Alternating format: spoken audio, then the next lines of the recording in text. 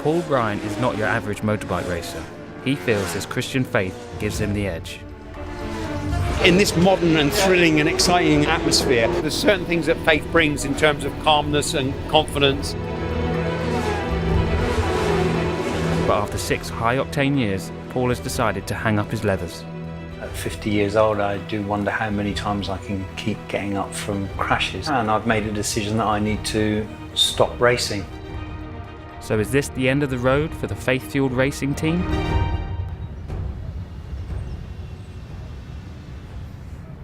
Although Paul has never had a major accident, the constant risk is something his family have come to terms with. I'm more laid back about it now, and they have the best medical staff in the country on track that are there in 10 seconds flat. And when God decides it's his day to go, he'll crash his motorbike or make him walk under a bus, one way or the other. It's not really his choice. So, just have to trust that God's got it in hand. And yeah.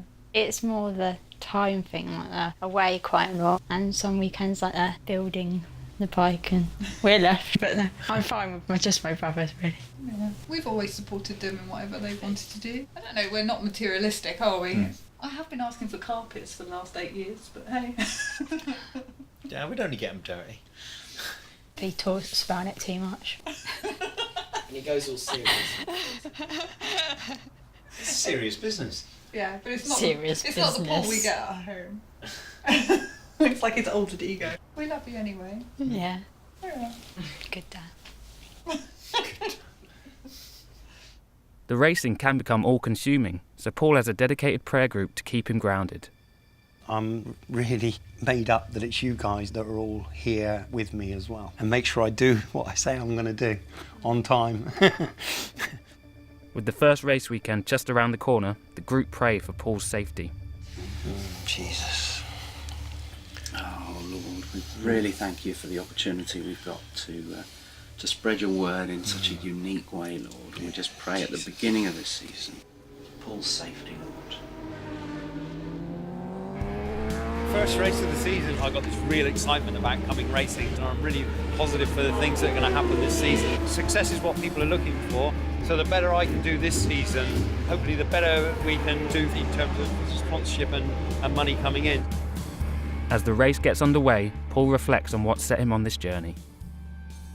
I came to motorcycling quite late in my life. The first 2 years it was just kind of a racing thing for me, and there was no religious thing to it at all. I didn't have any real true faith until 2007. I had problems in my first marriage and a subsequent relationship, and my whole life just seemed like, hey, it was going nowhere and nothing was going right, and it just kind of seemed to me that there must be something more to life, and what should I be doing differently not to be messing my life up quite so much. Paul was inspired to turn his life around after meeting Nicky Carter online. Paul was in quite a difficult situation, his relationship break up, and just got chatting and seemed to get on. The real revelation came when Nicky first invited Paul to ride to church. Oh mate, that first time riding to church, it was great because we turn up in leathers, and then the assistant pastor comes out and he's like, ooh, bikes, it was amazing. These are normal people. Yep. For me, that was an absolute eye-opener, that Christians were normal people. Yeah. Now, Paul wants nothing more than to share his passion. Because Nicky had the guts to say, come along to church, I feel that I should be able to do the same. As the first race weekend draws to a close, Paul realises how significant it is. First race weekend of my last season. Wow. Although his racing days are numbered, Paul wants his team and the work they're doing to continue. Our mission as Christians is that we must share the good news of Christ, and the only way we're going to do that is if we're with the people that we need to share it with. So the plan is to stop racing. The plan is not to leave the paddock. We believe that we need to keep sharing our Christian faith in the paddock, and consequently we're going to look for a new rider to replace me in the team. In partnership with the Christian Vision for Men group, Paul is hosting a motorsports event at his church to spread the word about his project. What we're actually planning to do is grow the team from where it is currently, and the plan that we've got, we're calling it Vision 2020, is that I'm going to stop riding, and what we're actually looking for was a young Christian rider to put on the bike. And so just come and get involved if you can, if you feel you want to.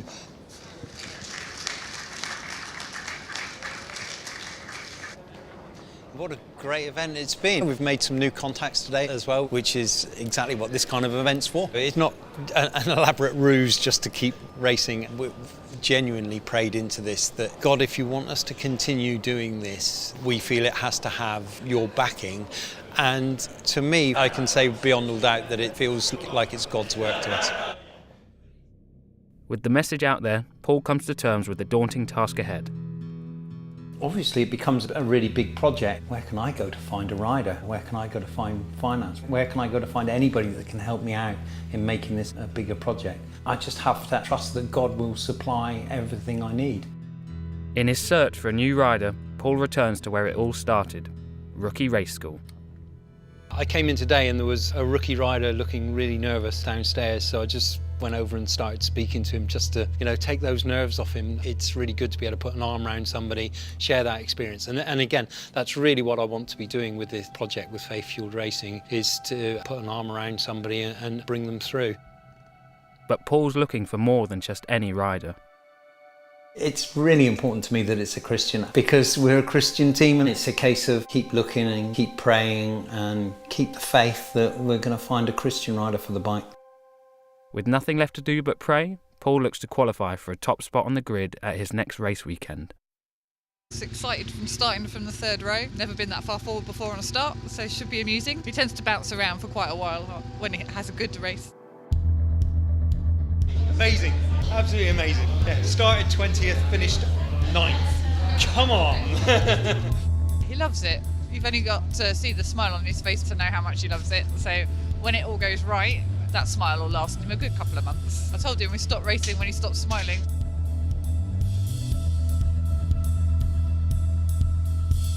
'10th! Another top 10. I'm stunned. Getting some of the best results of his career has stirred up some questions for Paul. Why am I feeling like this again? Why do I appear to have this bug? Clearly coming out again now this year, I've really got the taste for it. It's, hey, who knows?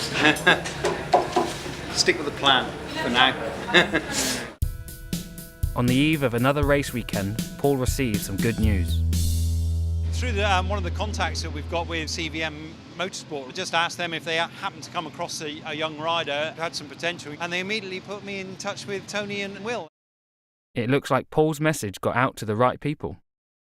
One of my dad's friends had said there's a guy trying to find somebody for a team, and it's always interested me, so a few people put my name forward and we got in contact with him, and that's why we're here today. After meeting the new potential rider, it's time for the hard sell. From that you can generate the interest, which then generates the sponsorship, which can get people interested, and then that's how you move forward, But also the other thing for us is obviously that we want the Christian message and the Christian outreach point of it as well. I'm getting really good engagement with people now, and so it's gaining traction, and that's a really good thing. Yeah. And hence why, knowing that it's possible that I would stop, you want to get somebody in place and keep the team going and stay in this paddock doing what we're doing. After a busy first day at Silverstone, Paul is positive about the potential young rider. Into the garage walked this bright young lad with this huge great smile on his face and just chatted away, and it was just obvious from that first second that he would fit in with us. So yeah, I think in Will we found the perfect rider for the team. Everything seems to be riding high as Paul goes into day 2 at Silverstone.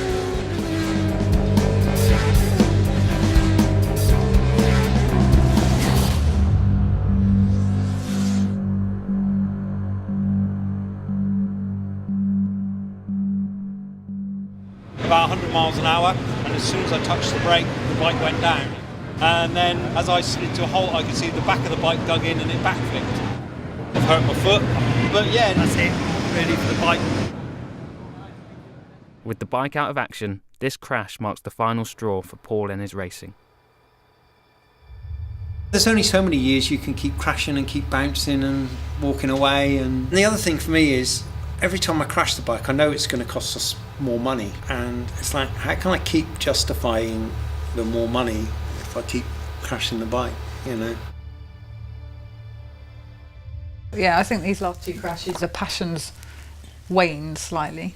Really He doesn't thinking seem about to it. be enjoying it as Well, much. I was though. I'm really not enjoying the not going well bits. You know, so. Oh, it's definitely done for me as far as I'm concerned. I don't want to keep putting Lindsay through the crashes. You know, I just want to step back from it.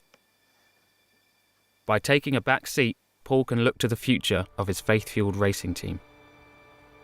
You know, I genuinely think I've got to a point now where I think I can give more back if I'm not riding now. If I can give something to somebody younger and give back to them and still be able to be in the paddock with my faith and sharing that, I think that's right for me at this time.